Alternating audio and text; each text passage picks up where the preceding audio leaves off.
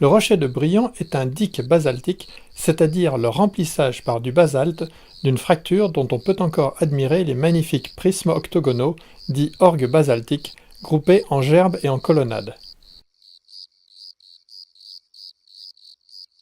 Le château de Brion date du XIe siècle.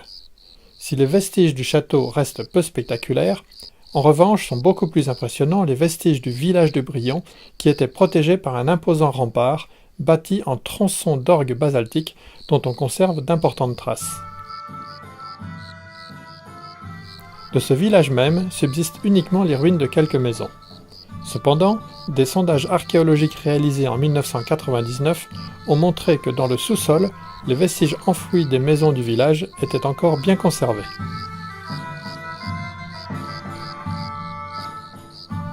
Comme tous les villages de ce type en Europe, Brion est frappé de plein fouet par les crises du Moyen-Âge finissant. Épidémies, guerres et crises économiques font des XIVe et XVe siècles une période critique pour des villages situés dans des conditions topographiques difficiles, à distance des meilleurs terroirs et des axes de circulation majeurs. Brion ne va pas se relever de ces crises successives. Dès le XVe siècle, le château lui-même est abandonné. À la Révolution, les domaines de la seigneurie de Brion seront finalement fractionnés entre plusieurs propriétaires.